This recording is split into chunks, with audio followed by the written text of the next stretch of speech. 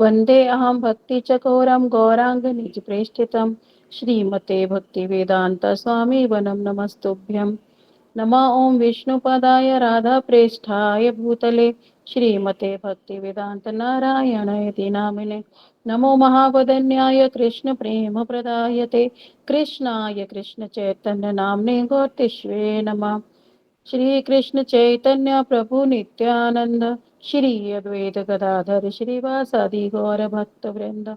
हरे कृष्ण कृष्ण कृष्ण हरे हरे, हरे राम राम राम हरे हरे। सर्वप्रथम मैं अपने परम आराध्यतम मध्य गुरुदेव श्री श्रीमद् भक्ति वेदांतवन गोस्वामी महाराज जी के चरणों में अनंत कोटि दंडवत प्रणाम ज्ञापन करते हुए हेतु की कृपा वांछा करती हूँ। तत्पश्चात मेरे शिक्षा गुरु पाद पद्म पूज्य पाद गोकुलचंद दास प्रभु जी के चरणों में अनंत कोटि दंडवत प्रणाम करते हुए उनसे कृपा वांछा करती हूँ। अनंत कोटि दंडवत प्रणाम मेरे सभी जो गुरु वर्ग हैं, गुरु परंपरा है, उनके चरणों में करते उनसे कृपा वर्षा की अभिलाषा रखती हूँ। यहाँ उपस्थित सभी मेरे गुरु भाई बहनों के चरणों में मेरा यथा योग्य दंडवत प्रणाम। तो हम ग्रंथ कर रहे हैं भक्त भक्ति भगवान पूज्य पादवन महाराज जी द्वारा रचित भक्त भक्ति भगवान ग्रंथ श्रीमद् भागवतम का सार है बृहद भागवतम रतम, जो राजा परीक्षित ने सुखदेव गोस्वामी जी से श्रवण करने के पश्चात अपनी माता को सुनाई। उसके पश्चात बृहद भागवतम रतम ग्रंथ का भी जो नेक्टर है वो है ये ग्रंथ भक्त भक्ति भगवान के, उसमें क्या कहना चाह रहे थे, है ना। तो एक तरह से ये भागवतम का ही सार है। इसमें 5 चैप्टर्स हैं, भक्तों की 5 प्रकार की श्रेणियां बताई और उनसे भी ऊपर गोपियों का प्रेम बताया गया। तो अभी हम कर रहे हैं पहला चैप्टर, वो है प्रहलाद महाराज जी। तो प्रहलाद महाराज जी कौन है? हमारे ज्ञानी भक्त हैं और उनका 100% भगवान के प्रति सरेंडर है और उनके अंदर सेवा भाव और ममता नहीं है। ये ज्ञानी भक्त की क्वालिटी होती है। तो अभी इसमें हम करते करते आगे आ गए। कृष्ण के भक्तों के 5 प्रकार के भाव बताए, ये है बुक में पेज नंबर 15। 5 प्रकार के भावों का भी तारतम्य बता दिया कि शांत, दास्य, सख्य, वात्सल्य और माधुर्य। तो 5 प्रकार के रसों के द्वारा कृष्ण की सेवा होती है। उसमें भी बता दिया कि माधुर्य भाव ही श्रेष्ठ है इन सब में भी। जो शांत है, दास्य यानी श्री कृष्ण के प्रति दास का भाव, सखा का भाव, वात्सल्य यानी पेरेंटल लव और माधुर्य। ठीक है, तो ऐसे इसको बता दिया गया। एक सेकंड मैं अपना वो बंद कर लूँ, कौन सा आ रही है। हाँ, आवाज ठीक है। अब कह रहे हैं माधुर्य भाव ही श्रेष्ठ है। इसमें श्लोक लिया गया चैतन्य मंजूषा का, श्रील विश्वनाथ चक्रवर्ती पाद जी का।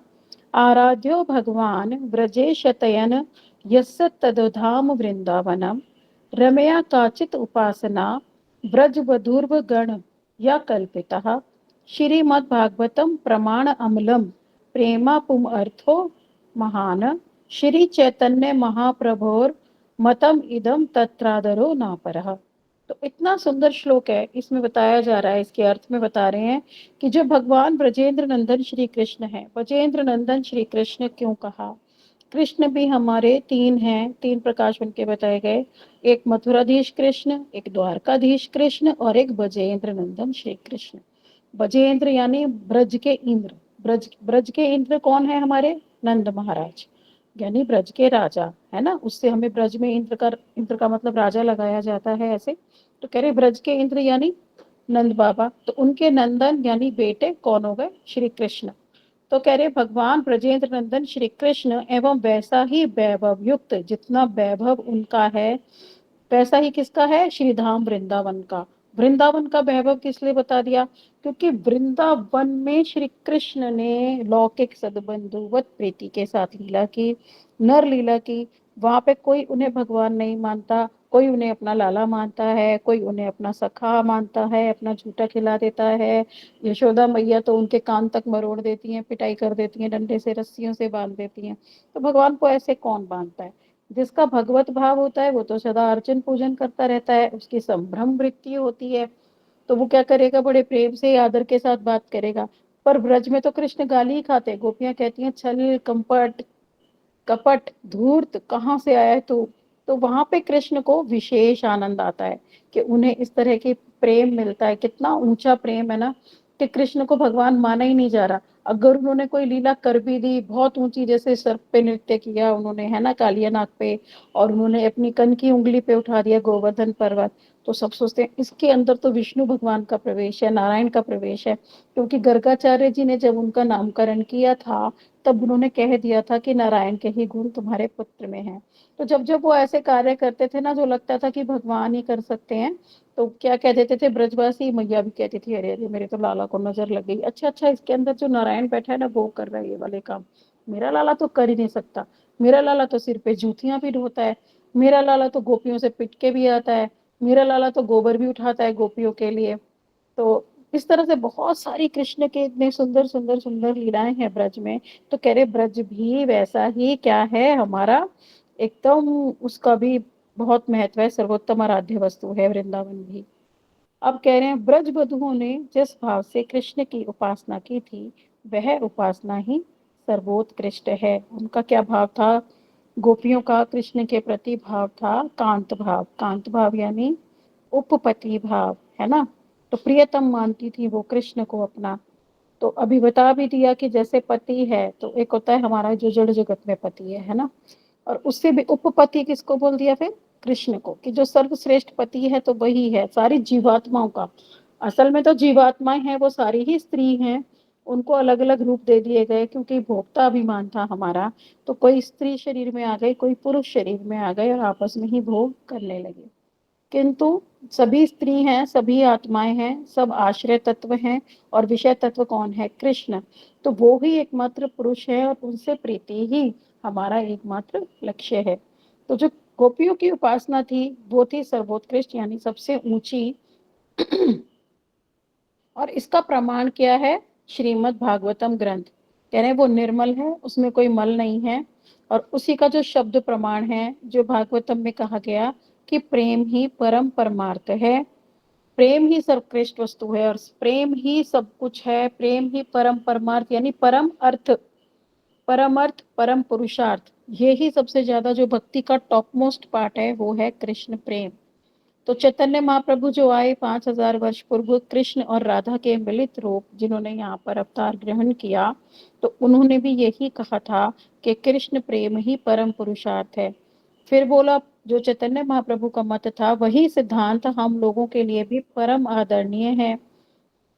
इसलिए क्या है, और कोई अन्य मत जो है वो हमारे आदर के योग्य नहीं है। तो क्या और जो मत आ रहे हैं, देवी पूजा आ रहा है जिसमें जिसमें पितृ पूजा आ रहा है, या गणेश जी की पूजा, उस दिन भी जब हमने ब्रह्मांड का चार्ट किया था, तो वहां पर ये बात निकल के आई थी कि इन सभी का जो है चित्त धाम में कोई स्थान नहीं है, तो वहां पर जीवों की कोई गति नहीं है। तो इसलिए क्या है, वो तो फिर उसका तो हम आदर ही नहीं करेंगे। फिर आ गई ब्रह्म ज्योति की बात, जो मेडिटेशन आ रहा था, तो वो भी जो है भगवत सेवा में नहीं लग रहा, वहां तो आत्मा का भी हनन हो गया, आत्महत्या, आत्मा की भी हत्या। एक तो हुआ आत्महत्या की आत्मा है, पर आत्मा की भी हत्या कहाँ हो जाती है, ब्रह्म ज्योति में जाके, जिसको हम मोक्ष कहते हैं या मुक्ति कहते हैं। तो उसका भी मत जो है आदर योग्य नहीं है। तो इसीलिए इसको बता दिया जो सर्वश्रेष्ठ है। ठीक है, चित्त जगत में बहुत सारे हैं, शिव जी का भी स्थान है ना, विष्णु का भी स्थान है, श्री राम का भी स्थान है, कृष्ण का भी 3 रूपों में है, कहीं पत्नी भाव से है, कहीं गोपी भाव से है, और कहीं मंजरी भाव से है। तो उसमें भी बता दिया कि जो टॉप मोस्ट है वो ये है कृष्ण प्रेम, ये ही टॉप मोस्ट है। उसमें भी व्रज के कृष्ण, मथुरा के कृष्ण को हम प्रेम नहीं करेंगे, द्वारका के कृष्ण को हम प्रेम नहीं करेंगे। हम किसे प्रेम करेंगे, जो व्रज के कृष्ण हैं, जिनकी सबके साथ लौकिक सद्बंधुवत प्रीति है, जिनको कोई भगवान नहीं मानता, वो हमारे सखा भी हैं, वो हमारे बेटे भी हैं, अलग अलग भक्तों के अलग अलग भावों के अनुसार। तो कह रहे हैं और कोई मत हम आदर नहीं करेंगे, जो भी वैष्णव लोग हैं और जो भी रूपानुगौड़ीय वैष्णव हैं, जो पूज्यपाद नारायण महाराज जी के अनुगत्य में आए। अब आगे इसी को थोड़ा सा एक्सपेंड करके और बता रहे हैं कि श्रीला विश्वनाथ चक्रवर्ती ठाकुर की इस शिक्षा को पूर्ण विश्वास के साथ स्वीकार करना चाहिए, और हमारा अन्य किसी छल व प्रपंच से पूर्ण शिक्षाओं के प्रति आदर नहीं होना चाहिए। हमारे आराध्य इष्ट देव वजेंद्र नंदन श्री कृष्ण श्याम सुंदर कृष्ण और गोपी जन वल्लभ हैं। इसका आगे हमें ये भी दे दिया, तो वजेंद्र नंदन श्री कृष्ण मैंने बता दिया। अब श्याम सुंदर श्री कृष्ण है, और क्या है, गोपी जन वल्लभ। गोपी जन वल्लभ कौन हुआ, कि गोपियां हैं, और उनके भी वल्लभ यानी उनके कांत, गोपी जन में आ गया। जन के लिए स्पेशली बोला गया, ये बात होती है कि राधा रानी के बारे में बोला जाता है, ठीक है, कि गोपी जन के वल्लभ भी क्या है, श्री कृष्ण। और टॉप मोस्ट गोपी कौन है उनमें भी, श्रीमती राधिका। अब कह रहे हैं, ये हमारे गीति कुछ में भी है, श्री कृष्ण प्रणाम। हे कृष्ण करुणा सिंधो दीन बंधो जगतपते, गोपेश गोपिका कांत राधा कांत नमस्ते। आ गया ना इसमें शब्द राधा कांत। तो जैसे कि इससे स्पष्ट ही हो रहा है कि इसका सिंपल सा अर्थ है कि हे करुणा सिंधु, हे दीन बंधो। करुणा सिंधु जो करुणा के सिंधु है ना, जो जीवों का कल्याण करते हैं। दीन बंधो यानी जो दीनहीन है उनके भी तुम बंधु हो। और हे जगत पते, पूरे जगत के आप पति हो। हे गोपेश, तुम गोपियों के भी और गोपों के भी जो है ईश हो। फिर हे गोपीकांत, फिर तुम गोपियों के भी कांत हो, उनके भी प्रियतम हो। और हे राधा वल्लभ, और राधा जी के भी आप वल्लभ हो यानी प्राण हो, है ना। तो फिर कह रहे हैं, हे प्रभु आपके लिए मेरा कोटिशः प्रणाम है। तो प्रणाम करते हुए कह रहे हैं कि आपको मैं कोटि कोटि प्रणाम करता हूँ। तो इसमें कृष्ण का सारा कुछ बता दिया, जो कि ब्रजेंद्र नंदन श्री कृष्ण है ना। हे दीनबंधो, हे करुणा सिंधु, हे गोपेश, हे गोपीकांत, गोपीकांत से शुरू हुआ गोपियों के। तो आगे इसमें और भी सुंदर बताएंगे कि ये श्लोक मोस्टली किसके लिए, क्योंकि एंड में वर्ड हुआ यूज हुआ राधा कांत। तो इसको हम ये नहीं मानेंगे इस वाले को कि भाई ये तुम दीन बंधुओं के लिए बोल रहे हो या गोपेश के लिए बोल रहे हो जो गोपों के स्वामी हैं, या गोपीकांत के लिए बोल रहे हो जो गोपियों के प्रेमी हैं। पर एंड में बोल दिया किसके, क्योंकि गोपियों में भी पता है क्या आ गया, गोपीकांत में भी चंद्रावली आ गई। वो भी बिना चंद्रावली के नहीं है।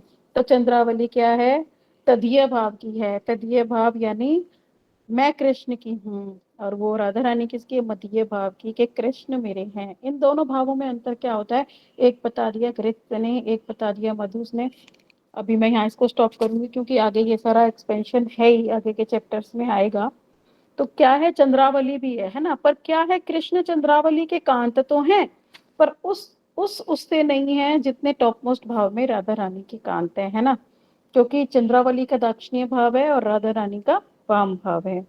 तो कह रहे हैं कि इसमें चंद्रावली भी है, तो हम क्या कहेंगे कि विशेषतः राधा कांत नमस्ते अस्तुते, यानी कि जो श्रीमती राधिका हैं, जो उनके प्रियतम हैं, उनको मैं प्रणाम करता हूँ। ठीक है, करते करते करते पहले सारा उनका बता दिया कि भाई तुम करुणा सिंधु भी हो, तुम दीन बंधु भी हो, तुम जगत के पति भी हो। फिर गोपियों का शुरू कर दिया कि तुम गोपों के भी ईश हो, गोपियों के भी कांत हो, किंतु हे राधा जी के कांत, राधा कांत नमस्ते स्तुते, है ना।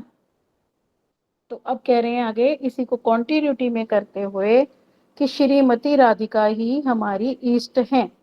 तो उसमें बता रहे हैं, ये कौन सा है, श्री गांधर्व संप्रार्थना अष्टकम, इसका है श्लोक नंबर 3 उसमें। और ये रूप गोस्वामी जी का है, और ये गांधर्व संप्रार्थना अष्टकम हमारे गीति कुछ में भी है, हम उसमें देख लेंगे।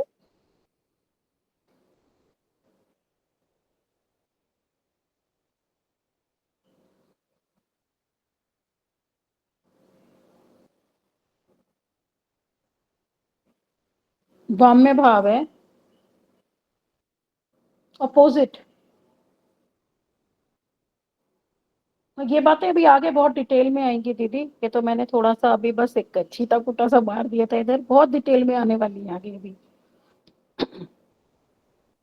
तो आगे बोल रहे हैं, श्रीमती राधिका इष्टेंस का जो हमारा श्लोक आ रहा है, श्यामे रमा रमण सुंदरता वरिष्ठा, सौंदर्य मोहित समस्त जगत जनस्य, श्यामस्य वाम भुज बद्ध तनु कदा हम तवाम इंदिरा विरल रूप भराम भजामी।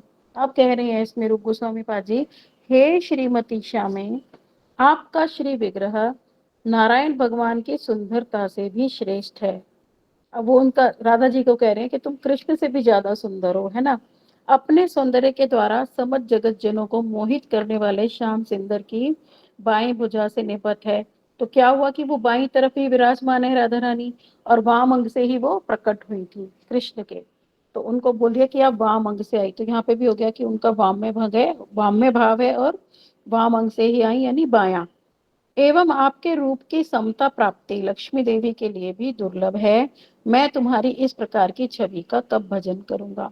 मतलब क्या है, जो जो लक्ष्मी देवी है ना, उनसे भी आपके रूप का कोई कंपैरिजन नहीं है, जबकि वो इतनी सुंदर है। तो आप सबसे ज्यादा सुंदर हो, यहाँ तक कि आप शाम से भी ज्यादा सुंदर हो, और आपका सौभाग्य लक्ष्मियों से भी ज्यादा है। तो इस प्रकार की छवि का मैं कब दर्शन करूंगा। तब बता दिया कि जो हमारी ईष्ट हैं गौड़ीय वैष्णवों की, रूपानुग वैष्णवों की, पूज्यपाद नारायण महाराज के अनुगत्य में जो आ रहे हैं, उनके जो इष्ट हैं वो है रासेश्वरी वृंदावनेश्वरी श्रीमती राधिका। इसी वाली बुक में ये भी आएगा कि आगे आएगा, अभी नहीं, इसको हम बताएंगे। राधा जी भी कई प्रकार की हैं। तो उसमें भी हम किसको मानते हैं, जो हमारी रासेश्वरी है, यानी जो रास की ईश्वरी है, जो रास करवाती हैं। शरद ऋतु का भी रास उन्होंने ही करवाया है ना, शारदीय रास, जबकि उसमें चंद्रावली आदि सखियां भी थी। और जो वृंदावनेश्वरी है, यानी वृंदावन की भी ईश्वरी, वो ही राधिका हमारी क्या है, इष्ट है। जब श्री कृष्ण श्रीमती राधिका को आलिंगन करते हैं, ऐसे कृष्ण और श्रीमती राधिका हमारे इष्ट हैं। अब यहाँ पे ये एक बहुत बड़ी बात ध्यान देने योग्य है कि हम कैसी राधिका को पूजेंगे। अकेली राधिका को हम नहीं पूजेंगे, उनकी आराधना नहीं करेंगे। ऐसे जो राधा जिनको श्री कृष्ण ने आलिंगन किया हुआ है ना, दोनों आलिंगन रूप में है, तो उनकी हमें सेवा करनी है। वो ही युगल किशोर हमारी जो है, हमारा एक भजन भी है, राधा कृष्ण प्राण मोर युगल किशोर। तो हमें बताई गई युगल उपासना। ना हम अकेले कृष्ण को मानेंगे, क्यों, कृष्ण की शक्ति कौन, श्रीमती राधिका। ना ही हम अकेले राधा जी को मानेंगे, क्यों, राधा जी के वो कौन शक्तिमान, वो श्री कृष्ण। तो अभी हम हमारा जो हरे कृष्ण महामंत्र है, हरे कृष्ण, इसको भी अगर 8 भागों में डिवाइड किया जाए, तो वो ये हरे कृष्ण यानी कृष्ण को हरने वाली, है ना, और हरे राम यानी राम, वो कृष्ण और राधा का युगल मिलन। तो हमारा वो है ही अष्टयाम लीला उनकी, श्री कृष्ण और श्रीमती राधिका की। तो हम अकेले कभी नहीं मांगेंगे। जिन भी संप्रदायों में सिर्फ श्री कृष्ण को ही पूजा जाता है, वो संप्रदाय भी गलत है, क्योंकि राधा के बिना कृष्ण उन भक्तों को कभी स्वीकार नहीं करेंगे। और जिन संप्रदायों में सिर्फ राधा रानी की सेवा की जाती है, उन्हीं का नाम, कई लोग कहते हैं ना, बस राधा राधा राधा राधा राधा जपते रहो, तो कृष्ण को जपने की कोई आवश्यकता नहीं है, पर वो भी गलत है, क्योंकि राधा रानी भी उन भक्तों को कभी स्वीकार नहीं करेंगे जो उनके प्रियतम का नाम नहीं लेते। इसीलिए बोल दिया गया हरे कृष्ण महामंत्र ही सर्वश्रेष्ठ है, उसी से हमें युगल की प्राप्ति होगी। और युगल ही है, अकेले ना कृष्ण है, अकेली ना राधा है, दोनों ही एक है। बता दिया कि वाम्य अंग से आई जरूर, पर वो ही कृष्ण का प्राण है, और राधा जी कृष्ण का, कृष्ण राधा जी का, दोनों एक दूसरे के बिना कोई उनका है ही नहीं, कुछ भी उनका प्राकट्य नहीं है, दोनों एक साथ ही हैं सब समय। तो इसलिए हम हमेशा युगल चरणों की आराधना करेंगे। आई क्या, देखो आगे, राधा कृष्ण प्राण रे युगल किशोर, जीवाने मराने गते आर नाही मोरा, राधा कृष्ण प्राण मोरा युगल किशोर, राधा कृष्ण प्राण मोरा युगल किशोर। तो हमारे प्राण कौन है, राधा कृष्ण युगल किशोर, दोनों एक साथ।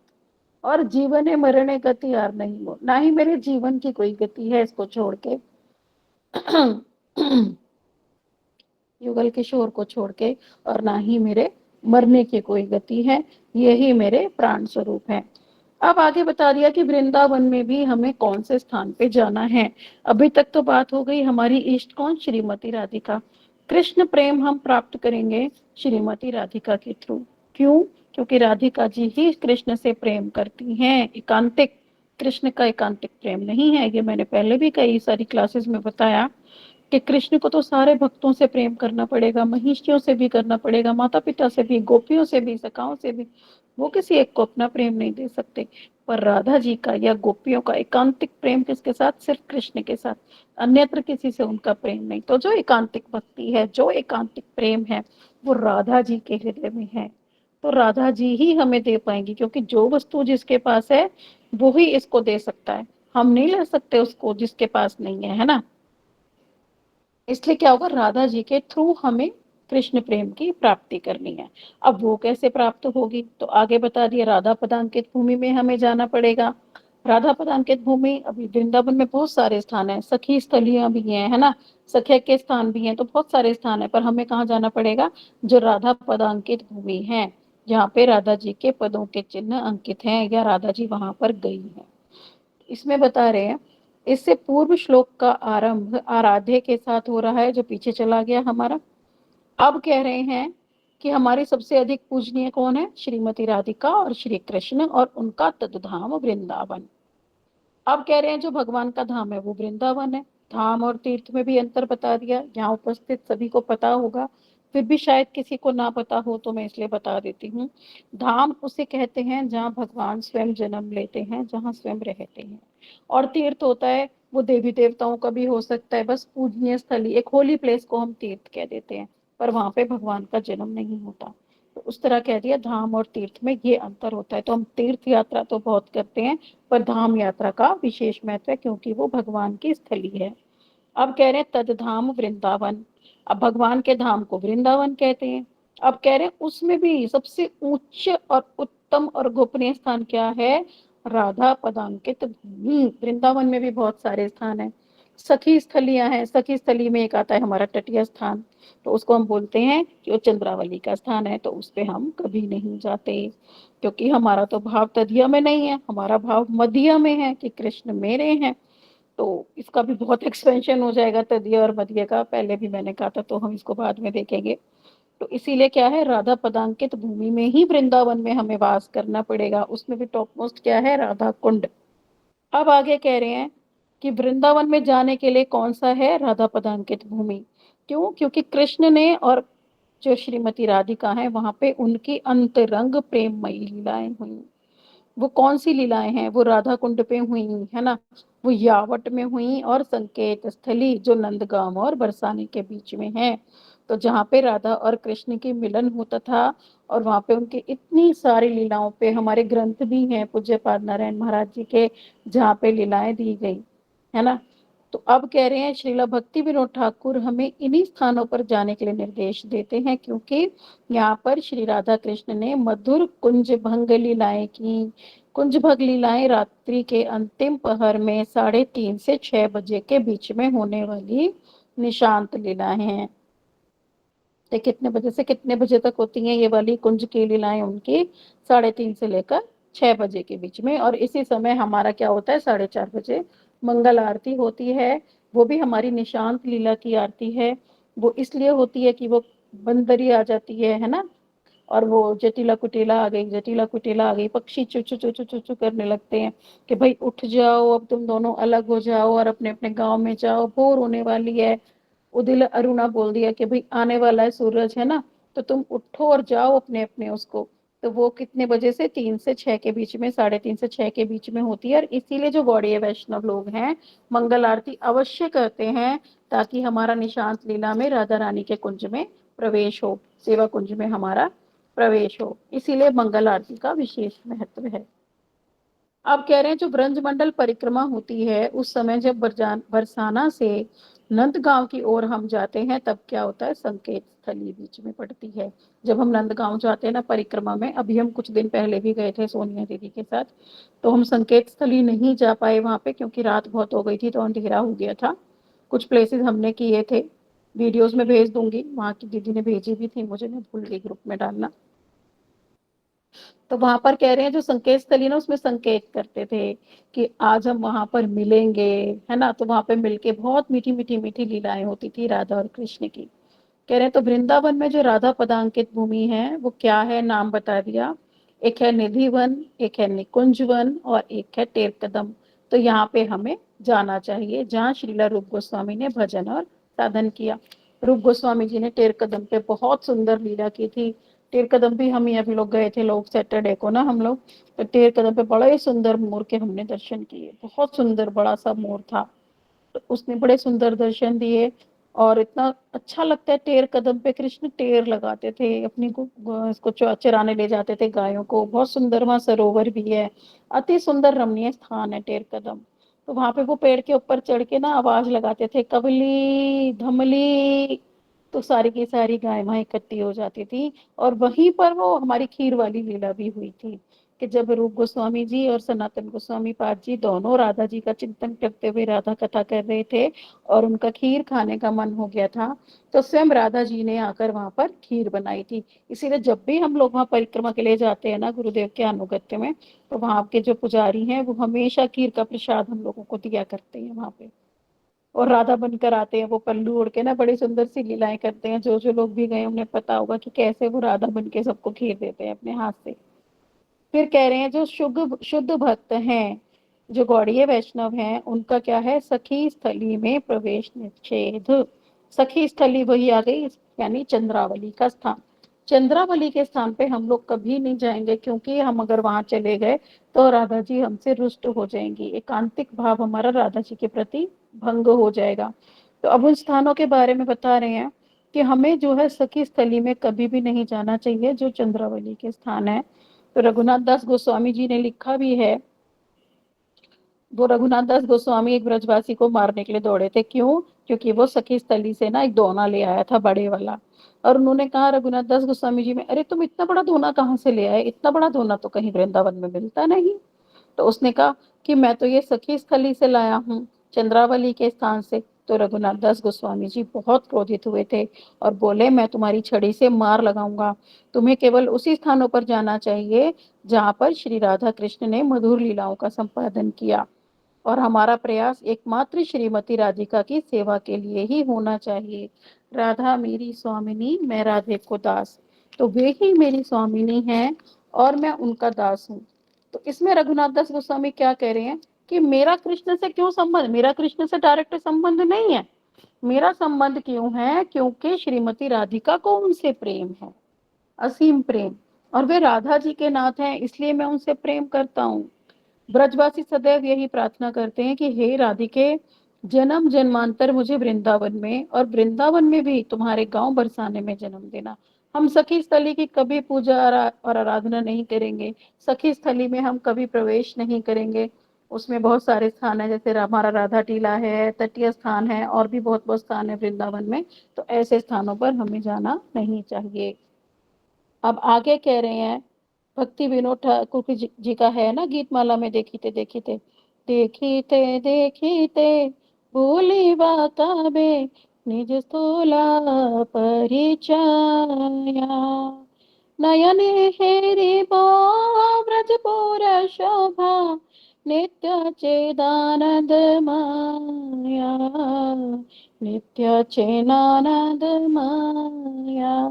भक्ति विनोद ठाकुर कह रहे हैं, देखते ही देखते कब ऐसा दिन आएगा कि मैं अपना स्थूल देह का परिचय भूल जाऊंगा और ब्रज की अत्यंत सुंदरता का दर्शन कर पाऊंगा, जो कि पूर्ण रूप से आनंद और दिव्य ज्ञान से परिपूर्ण है।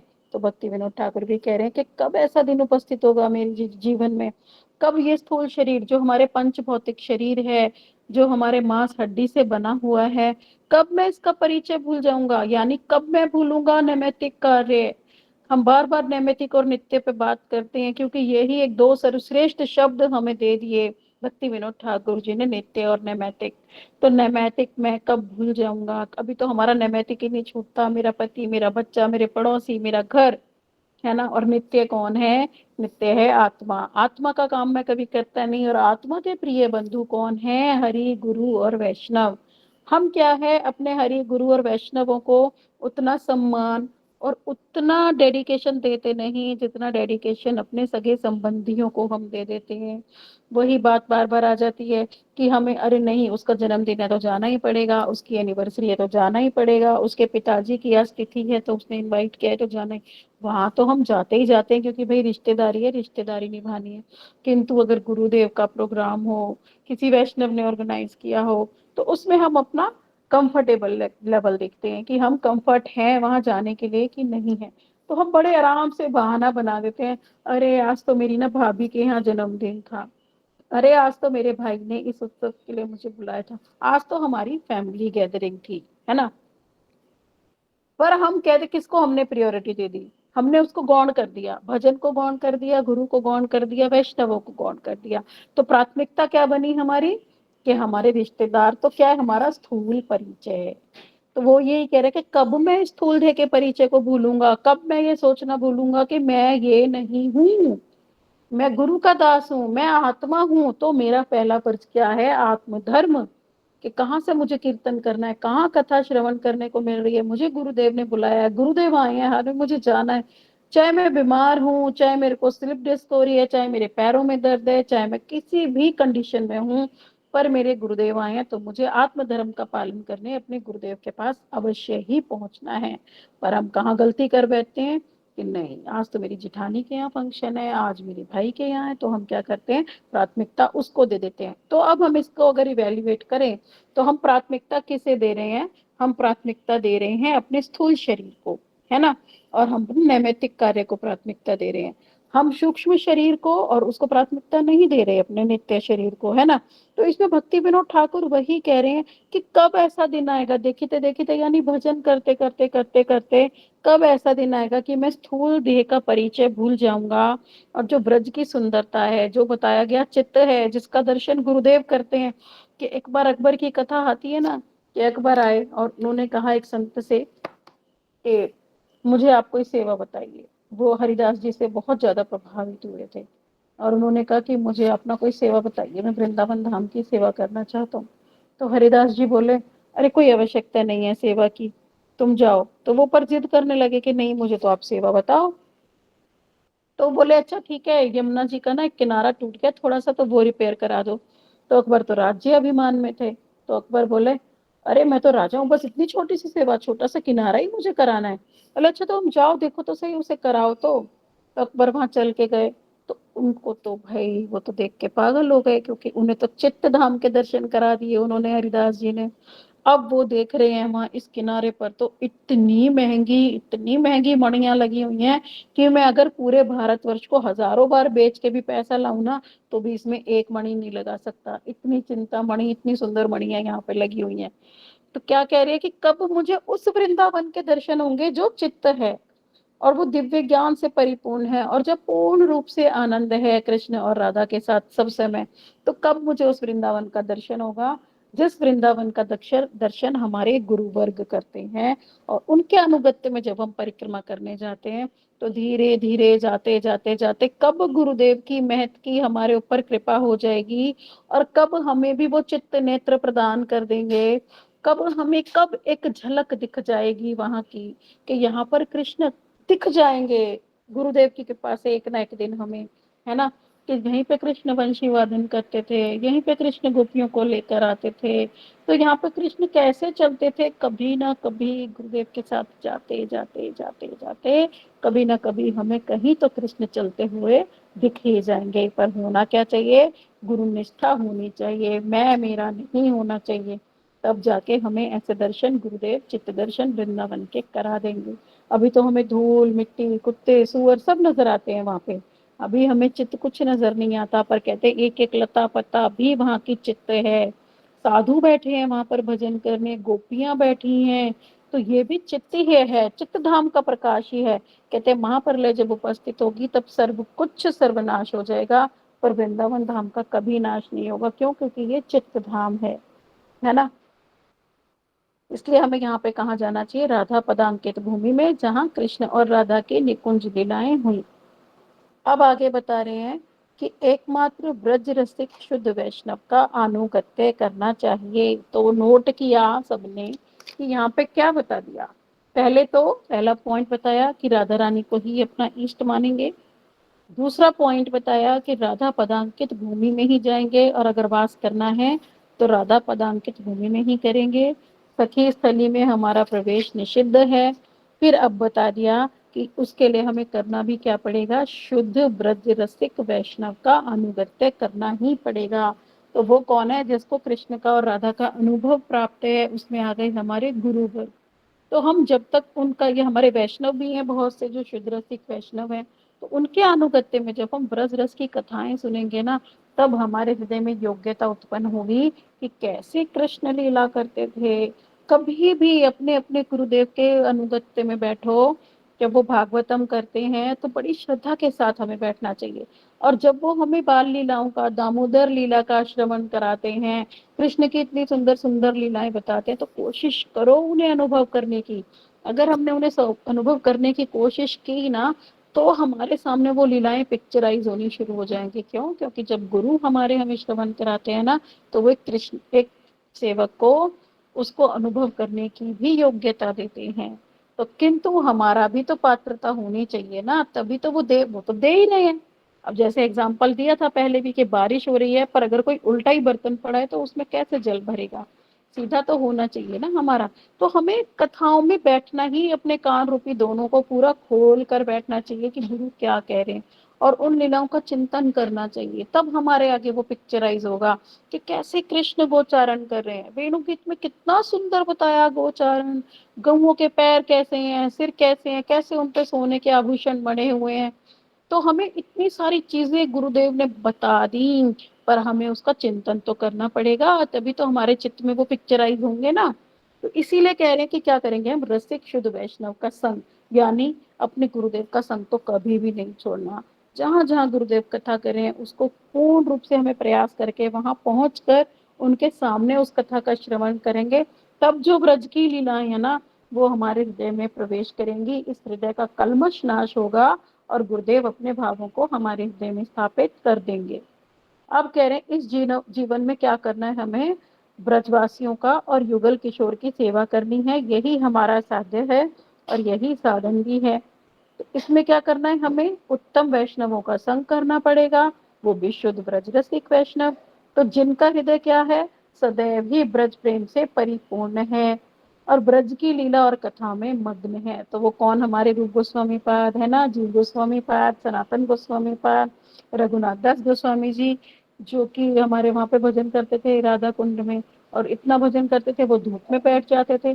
तो राधा रानी को उनके लिए भी आ रही है, तो धूप में बैठा है, तो वो अपना पल्लू ऐसे, बहुत सुंदर उसका चित्रपट भी है हम लोगों के मठ में, कि वो ऐसे लेकर के राधा रानी आके खड़ी हो गई।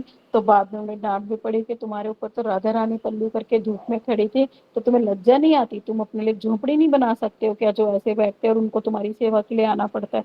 तब उन्हें बड़ा पश्चाताप हुआ, तब उन्होंने अपने लिए रहने का स्थान बनाया, फिर वो छाया में बैठकर भजन करते थे, है ना। तो कैसे राधा रानी प्रेम करती हैं जो उनका नाम लेते हैं। तो हमें कैसे वैष्णव का संग करना है, हमें देखना होगा कि हमारे गुरुवर के हृदय में कितना प्रेम है, कितने रसिक है, वो अनुभव प्राप्त है। वो साक्षात लीलाओं का दर्शन करके हमें लीलाएं बता रहे होते हैं, है ना। जैसे सूरदास जी के बारे में बताया, सूरदास जी तो यहीं फरीदाबाद में ही हुए थे, यहीं के वो गुरु हैं। यहाँ जो हमारे जो दादियां हैं या हमारी दादी सास, इन सबके गुरु कौन थे, सूरदास जी ही थे, क्योंकि उनकी प्राकट्य स्थली ही फरीदाबाद है। तो सभी उन्हें उन्हीं के गुरु थे वो। तो सूरदास जी तो अपनी बंद आंखों से बता देते थे, आज तो कृष्ण ने पीला वस्त्र पहना है, कितना सुंदर। पूज्य पाद सिद्धांति महाराज और वैष्णव भी हमारे कथा बताते हैं कि एक दिन तो पुजारी को ऐसा लगा कि सूरदास जी तो बस ऐसे इमेजिन करके बता देते हैं, तो उन्होंने ठाकुर जी को कोई वस्त्र ही नहीं पहना है। तब सूरदास जी को खड़ा किया, बताओ आज कृष्ण के किस रंग से श्रृंगार हुआ है। तो कह रहे आज तो प्रभु नंगम नंगा। तो उन्हें तो वो भी पता चल गया, तो क्या भाव नेत्रों से वो देख रहे हैं, है ना।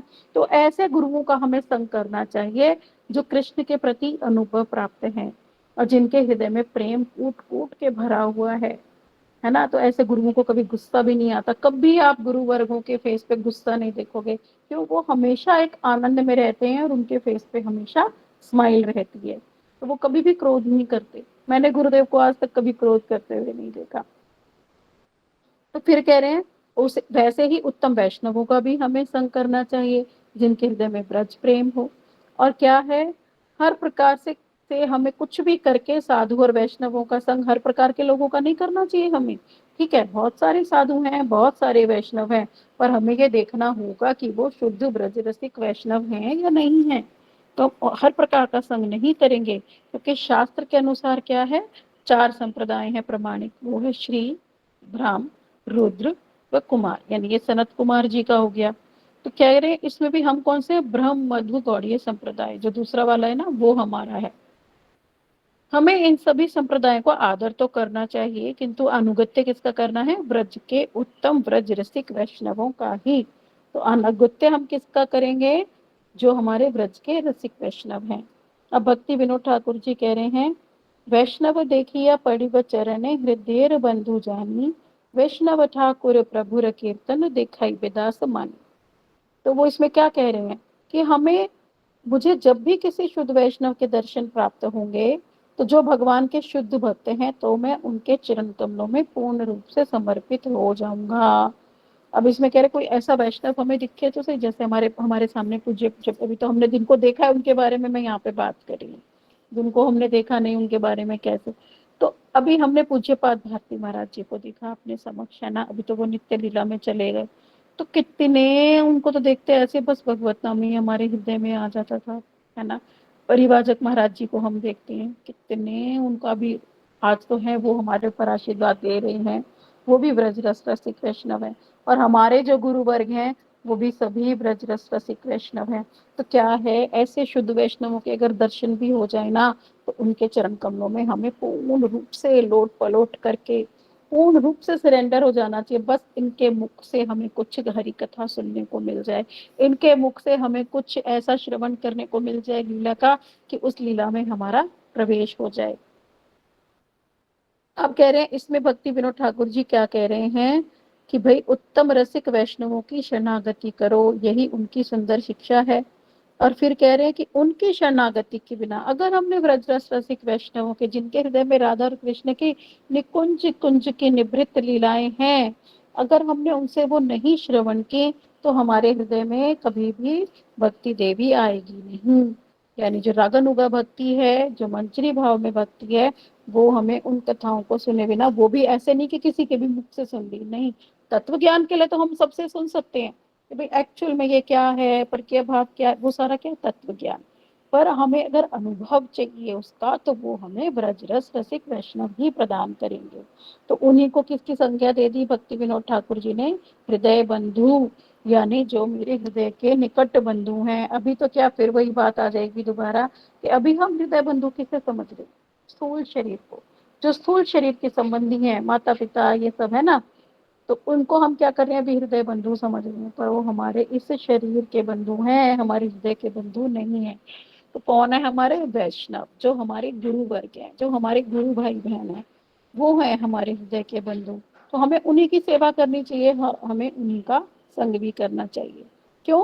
क्योंकि जो वैष्णवों का, गुरु वर्गों का इतना कोमल हृदय है, इतना निस्वार्थ, इतना निष्कपट, और समस्त प्रकार के संसारिक बंधनों से इतर, यानी उनको कोई संसारिक बंधन नहीं है। और सदैव क्या है, वो 24/7 क्या करते हैं, कृष्ण कथा और कृष्ण नाम में ही निमग्न रहते हैं, और श्री कृष्ण और श्री राधा की महिमा का गान करते हैं। और सब समय उनका भाव क्या रहता है, गोविंद दामोदर माधवेति, गोविंद दामोदर माधवेति।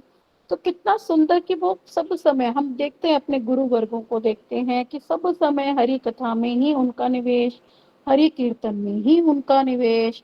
भागवतम करेंगे, एक स्थान से दूसरे स्थान जाएंगे प्रचार करने, भूखे प्यासे जेट लैग, बहुत कुछ उन्हें देखना पड़ता है।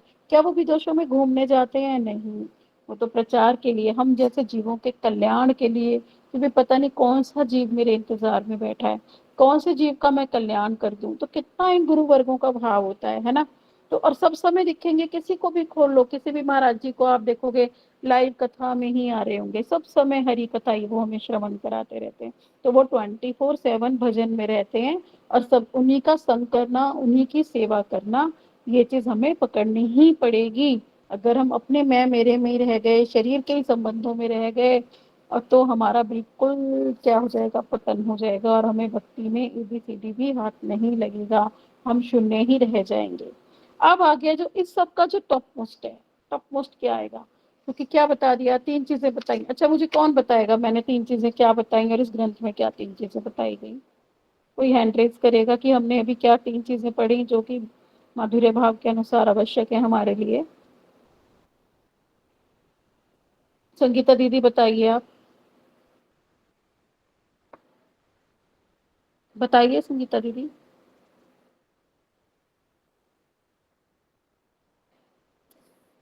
संगीता बोल। दीदी पर, हाँ जी दीदी बताइए। तो पहले हम राधा रानी को अपना इष्ट मानेंगे। हम्म दूसरा, राधा रानी पद अंकित भूमि को ही दर्शन करेंगे, मतलब राधा रानी की हम्म अंकित भूमि है ना, उसी को दर्शन करें। शुद्ध वैष्णव के अनुगत्य में ही हमारे गुरु वर्ग है वो इसके अंतर्गत आएंगे। हाँ, शुद्ध वैष्णवों में हम ये चीज जरूर ऐड करेंगे, ब्रज रसिक, ठीक है। ब्रज रस रसिक शुद्ध वैष्णव, ठीक है, ठीक है। क्योंकि ब्रज का रस उनके हृदय में होना चाहिए, रकनु का भाव, कि वो ब्रजवासियों के प्रति उनका अंदर अनुभव होना चाहिए, तो वो होंगे ब्रज रस रसिक, जिनको है अंदर से रस है ब्रजवासियों के प्रति, ब्रजवासियों जैसा उनके हृदय में रस का प्रवेश है, तो वो होंगे शुद्ध वैष्णव। अब ये तीनों चीजें हमें प्राप्त कैसे होंगी उसके बारे में आगे बता रहे हैं कि गुरु निष्ठा, है ना। तो गुरु निष्ठा जिसको बता दिया कि बहुत जरूरी है, गुरु निष्ठा इतनी जरूरी है ना, मैं कहती हूँ कोई चाहे हरि नाम भी ना करे, चाहे कोई ग्रंथ भी ना पढ़े, चाहे कोई परिक्रमा भी ना करे, पर अगर उसके हृदय में गुरु निष्ठा है तो भी वो भक्ति राज्य में पहुंच जाएगा। तो हमारा जो सर्वश्रेष्ठ टॉप मोस्ट जो कर्तव्य है वो है गुरु निष्ठा। हमें गुरु निष्ठा रखनी है कि वो चित्त है, वो जड़ नहीं है, और वो मुझे कृष्ण के पास अवश्य ही ले जाएंगे, और वो धाम से ही आए हैं। तो क्या कर रहे हैं कि अगर हम वैष्णवों का सम्मान नहीं करें तो क्या होगा, हमारे को क्या होगा, हमारा कुछ नहीं बनेगा, फिर हमें वैष्णवों का सम्मान करना पड़ेगा। और ब्रज भक्ति में अगर हम अपनी प्रगति चाहते हैं तो हमें ब्रजरस रसिक वैष्णव के चरणों में एकनिष्ठ होना पड़ेगा। तो ब्रजरस रसिक वैष्णव कौन है, हमारे गुरुदेव। तो हमें क्या करना पड़ेगा, अपने गुरुदेव के प्रति एकनिष्ठ होना पड़ेगा, कि वो ही एक रसिक वैष्णव हैं, शुद्ध हैं, वो हमारे प्राण हैं, वो हमारी आत्मा है, वो ही हमारे सर्वस्व हैं। तो हम सबको अपने हृदय में ये भाव लाना ही पड़ेगा कि हमारे गुरुदेव अनुभव सिद्ध हैं, ब्रज रस रसिक वैष्णव हैं, और उन्हीं के चरणों में जब हम अपनी पूर्ण शरणागति के मेरे शरीर का मैं, मेरे का, मेरे अंदर कोई भाव नहीं है गुरुदेव, आप ही मेरे कल्याण करता हो, आप ही मेरे कल्याण करोगे। और ब्रज, और जो हम गुरुदेव की वाणी को बिल्कुल ये मान लें कि एकदम कठोर वाक्य की वो ही मेरे जीवन का वो है, मैं मरूं चाहे कटूं, पर जो मेरे गुरुदेव ने कह दिया मुझे वही करना है, वो ही वाक्य सत्य है ना। अगर हमने ऐसा मान लिया तो ही हमारी भक्ति राज्य में कुछ हमारी उन्नति होगी। आप कह रहे हैं जो गुरु निष्ठा है वो क्या है, कि हमारे जो स्पिरिचुअल गुरु में, आध्यात्मिक गुरु में दृढ़ विश्वास होना चाहिए, गुरु भक्ति यानी उनकी सेवा होनी चाहिए, और उनका आदर सम्मान ही हमारे भजन का मेरुदंड यानी हमारी रीढ़ की हड्डी है। रीढ़ की हड्डी के बिना इमेजिन करो कि शरीर कैसा होगा, रीढ़ की हड्डी पे ही तो खड़ा है ना, उसी पे तो हम बैठे हैं।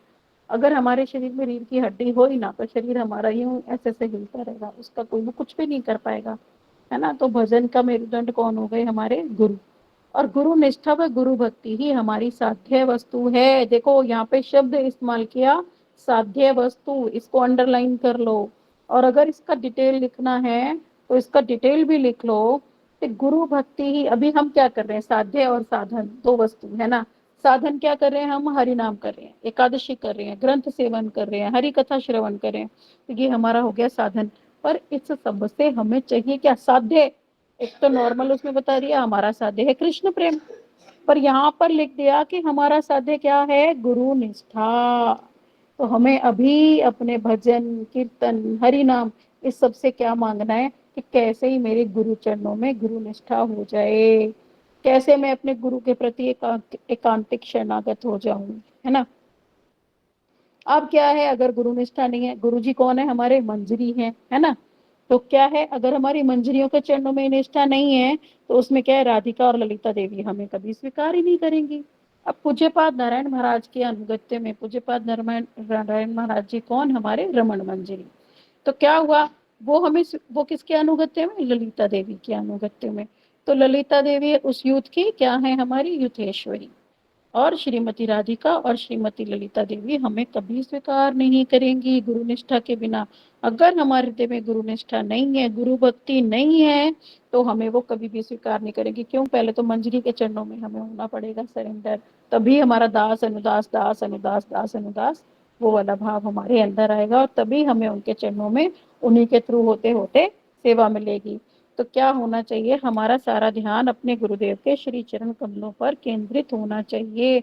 वन पॉइंटेड हमारा ध्यान होना चाहिए अपने गुरु वर्गों के ऊपर, कि वो कैसे जा रहे हैं, कैसे स्नान कर रहे हैं, कैसे उनकी हरि कथा चल रही है, कैसे 24/7 भजन करें, वो अपनी वाणी में हमसे कह क्या रहे हैं, क्या उस वाणी को हम समझ पा रहे हैं, क्या वो वाणी हमारे हृदय में उतर रही है। पर हम तो अपना सब कुछ नष्ट कर देते हैं, इधर उधर देख के, वहां तो गुरुदेव कथा कर रहे हैं, इधर हम अपनी, हाँ दीदी आप क्या पहन के आई हो, अच्छा आप बाजार गई थी, अच्छा ये वाले तो आपके टॉप्स बड़े अच्छे लग रहे हैं, कौन सी मार्केट से लिए, आपने तो कड़ा बड़ा सुंदर। मैंने देखा भागवतम में भी बैठ के सभी लोग ऐसे ही करते हैं। उनका एक चित्त होता ही नहीं कि मेरे गुरु कह क्या रहे हैं और मैं उसके नोट्स बनाऊं। बहुत से लोग हैं जो बनाते भी हैं और बहुत से लोग हैं जो ऐसे भी अपना समय व्यर्थ कर देते हैं। तो क्या करना चाहिए हमें, वन पॉइंटेड बैठ के जब हमारे गुरुदेव कथा कर रहे हैं ना, मैंने देखा बहुत से लोग उस टाइम हरि नाम भी कर रहे होते हैं, पर वो भी एक सेवा अपराध है। क्यों? क्योंकि हम दो सेवा एक साथ नहीं कर सकते। क्या हमारा इतना सामर्थ्य है कि हम कथा का भी श्रवण कर रहे हैं और वहां गुरुदेव की भी कथा सुन रहे हैं और हरि नाम भी कर रहे हैं? तो हरि नाम भी रुष्ट हो जाएगा। अरे तू कथा ही सुन ले, मेरी ध्यान से चल रहा है, मेरा नाम क्या कर रहा है? और क्या है ना, तो हम उसे नाम को ठीक से कर पा रहे हैं, एक कान उधर है एक मुंह इधर लगा हुआ है हमारा, तो दोनों ही सेवाएं क्या हो गई हमारी, बेकार हो गई। इससे अच्छा तो एक समय में एक ही सेवा करें हम, कि हम जो है गुरुदेव की कथा का श्रवण करें। स्पेशली जब हमारे गुरु कथा कर रहे हो उस समय हरि नाम करना बहुत बड़ा अपराध है, उस समय बिल्कुल नहीं करना चाहिए, नहीं तो हम गुरु गुरु कृपा से भी हम वंचित रह जाएंगे। आप कह रहे हैं धूप सूर्य की किरण के रूप में आती है, किंतु हमारा सारा ध्यान सूर्य के ऊपर होना चाहिए, ना कि किरण पर। इस प्रकार हमारी समस्त प्रकार की भावनाएं श्रील गुरुदेव के लिए होनी चाहिए। यदि हम इस संसार में गुरु के प्रति एकनिष्ठ नहीं होते तो हमारी भक्ति के सभी प्रयास व्यर्थ हैं। ये वाला बहुत इंपॉर्टेंट है टॉपिक, कि गुरु निष्ठा का महत्व क्या है ना। तो इसमें कह रहे हैं हमारा ध्यान सूर्य की ओर होना चाहिए, उसकी किरणों पे नहीं होना चाहिए। हम क्या कह रहे हैं, सूर्य, सूर्य कौन है, हमारे गुरुदेव, है ना। तो गुरुदेव पे वन पॉइंटेड, हम ऐसा नहीं है कि उनके शिष्यों पे ध्यान देंगे और वहां दोष ढूंढना शुरू कर देंगे। अरे फलानी दीदी तो ऐसा करती, फलाने प्रभु जी तो ऐसा करते। अगर हमने वहां ध्यान दे दिया तो हमारा सर्वनाश हो जाएगा। क्यों? हम सभी रोगी हैं, हमें भव रोग लगा हुआ है, माया का रोग लगा हुआ है, उसी को तो हटाने हम गुरुदेव के अनुगत्य में आए ना। अब हम सबके माया रोग के गुण दोष ही देखते रहे, हम सबके नैमित्तिक कार्य ही देखते रहे, स्थूल शरीर के दोष देखते रहे, अरे ये तो ऐसे, अरे ये तो क्रोधी, अरे ये तो व्यभिचारी, अरे ये तो सेवा में ऐसे करते हैं। तो हमने क्या करा, उनका स्थूल रूप ही देख लिया, पर उनका एक सूक्ष्म क्वालिटी भी है, चाहे जो ऐसा भी करते हैं। बोला ना श्रीमद् भगवत गीता में कृष्ण ने कि सुदुरुचारी भी अगर मेरा हो भक्त तो भी उसे क्या मानो, वैष्णव मानो, क्योंकि वो मेरी एकांतिक भक्ति कर रहा है। पर वो हरिनाम तो कर रहा है, हम उसका चित्त नहीं देखते कि वो हरिनाम तो कर रहा है, वो गुरु सेवा तो कर रहा है, वो मठ में तो रोज आ रहा है। तो हमें क्या करना है, उसके चित्त कार्य, नित्य कार्य देखने हैं, ना कि नैमित्तिक कार्य। नैमित्तिक दोष तो अभी हम सब में रहेंगे ही, क्योंकि हम अभी सत्य तम और रजोगुण से बंधे हुए हैं। और हमारी भक्ति के सभी प्रयास व्यर्थ हो जाएंगे अगर हमने सूर्य को नहीं देखा। इसलिए गुरु को ही देखो ना, गुरु ही अखिल रसामृत सिंधु, गुरु में ही इतने सारे गुण हैं, सर्वश्रेष्ठ हैं, उनमें कोई दोष नहीं है, दोष बुद्धि नहीं रखनी चाहिए। तो उनको ही हम देखेंगे ना, हाँ हाँ गुरुदेव के साथ कितना आनंद है। गुरुदेव हमारे क्रोध भी नहीं करते, गुरुदेव सब समय स्माइलिंग रहते हैं, गुरुदेव हमारा कितना पोषण करते हैं। अपने आप को हम आभारी माने कि गुरुदेव ने हम पे कितनी कृपा की है, कितनी, कि हमें इस माया से निकाल के हमें बताया और बताते जा रहे हैं, और इतने सारे वैष्णव उपलब्ध करा दिए हमें बताने के लिए, और इतने सारे ग्रंथ उपलब्ध करा दिए कि वो ग्रंथों पे भी काम कर रहे हैं, परिक्रमाएं भी कर रहे हैं, सब कितना प्रयास करते हैं, वो आकर कितना अरेंजमेंट करते हैं हम लोगों के लिए, कि कैसे ही हमारे हृदय में शुद्ध भक्ति जो है उत्पन्न हो जाए।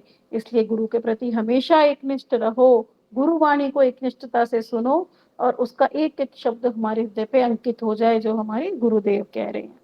अब कह रहे हैं, अब ये पूज्यपाद वन महाराज जी बता रहे हैं कि कभी कभी श्रीला गुरुदेव यानी उनके गुरुदेव भक्ति वेदांत नारायण गोस्वामी महाराज जी की कथा के समय, जब वो कथा करते थे ना ब्रजमंडल में, तो कुछ भक्त क्या करते थे, इधर उधर घूमने चले जाते थे। ये सब हम सभी भी करते हैं, हम में से बहुत से लोग ऐसा करते हैं कि जब भी ब्रजमंडल परिक्रमा में आए या वैसे कभी आ गए, मान लो गुरुदेव तो फरीदाबाद में है और वृंदावन की परिक्रमा करने जा रहे हैं कि हम तो वृंदावन घूमने जा रहे हैं, है ना, या फिर गुरुदेव तो दिल्ली में है पर वो क्या कर रहे हैं, हम तो वृंदावन घूमने जा रहे हैं। तो वो अपराध नहीं करना। और कई बार तो ऐसा भी देखा मैंने, मैं तो परिक्रमा रेगुलर जाती हूँ, मैं ये भी देखती हूँ कि उनके गुरु तो कथा कर रहे हैं और वो सब क्या कर रहे हैं, हम तो गिरिराज गोवर्धन होकर आ रहे हैं, हम वृंदावन की परिक्रमा करके आ रहे हैं, गुरुदेव हमारे उस मंदिर के दर्शन रह गए, हम वहां दर्शन करने जा रहे हैं। उसका कोई लाभ नहीं है। तो पूज्यपाद नारायण महाराज जी का यहाँ पे स्पेशली एक उदाहरण बताया गया कि वो कथा कर रहे थे पूज्यपाद नारायण महाराज जी, तो उसमें क्या करना चाहिए था, सबको श्रवण करना चाहिए था। नहीं तो क्या होगा, भगवान के प्रति निष्ठा ही नहीं होगी, चित्त नेत्र ही प्राप्त नहीं होंगे। हम तो जा रहे हैं, हमारे 4 मंदिर रह गए, हम तो 4 मंदिर दर्शन करने जा रहे हैं, गुरुदेव आप कथा करते रहो, हमें कोई फर्क ही नहीं पड़ रहा। तो बता रहे हैं कि पूज्यपाद नारायण महाराज जी एक समय प्रातः समय में कथा कर रहे थे और हॉल में कोई था ही नहीं, सब इधर उधर चले गए परिक्रमाओं में। तब उन्होंने पूछा सारे भक्तजन कहाँ गए, तो उन्होंने कहा सभी ग्रुप्स में गए हैं इधर उधर, कोई यहाँ दर्शन करने गया है, कोई वहां गया है। तो कह रहे हैं पर क्या करना चाहिए, वो गलत था। और हमें गुरुदेव के चरणों में ही बैठ के उनसे, क्योंकि क्या है ना, उनकी वाणी ब्रह्म वाणी है, वो हमें योग्यता देंगे कृष्ण को समझने की। तो क्या करना चाहिए, हमें उनकी कथा में पहुंचना चाहिए, वो ही हमारा प्राण है। हमें ये बात समझनी पड़ेगी कि गुरुदेव के पास बैठकर कथा जो हम सुन रहे हैं वो ही हमारा प्राण है, इधर उधर जाना हमारा उद्देश्य नहीं होना चाहिए। तो देखो वो लिखा भी है इसमें पेज नंबर 19 पर कि एक बार कार्तिक मास के समय श्रीला गुरुदेव बहुत दुखी हुए। उन्होंने कहा मैं यहाँ आया हूँ किंतु सभी भक्त लोग कहाँ हैं। वो तो किसी ने कहा वो तो इधर उधर दर्शन गए हैं, कुछ आरती करने गोवर्धन चले गए, कुछ मानसी गंगा चले गए। अब गुरुदेव कह रहे हैं कि ओहो मैं तो इतनी दूर से आया और कथा सुनने के लिए कोई उपलब्ध नहीं है। तो उन्हें बड़ा दुख हो रहा है कि वो गुरुदेव के प्रति एक निष्ठ नहीं है और उनके अंदर गुरु के प्रति भक्ति भी नहीं है। पर हमें क्या करना चाहिए, अपने काय मन वाक्य और हृदय से अपने गुरुदेव का अनुशीलन अगर हमने नहीं किया तो क्या होगा, हम श्रीमती राधिका के दास बनने योग्य नहीं हो पाएंगे। और इस संबंध में रघुनाथ दास गोस्वामी जी ने भी बोल दिया। चलो भी समय हो गया है, इसको हम कल करेंगे। अभी कुछ 10 मिनट हम प्रश्न ले लेंगे अगर किसी का है तो। वांछा कल्पतरुभ्यश्च कृपा सिंधुभ्येव च पतितानां पावनेभ्यो वैष्णवेभ्यो नमो नमः। श्रील गुरुदेव की जय। हाँ, किसी का कोई प्रश्न है?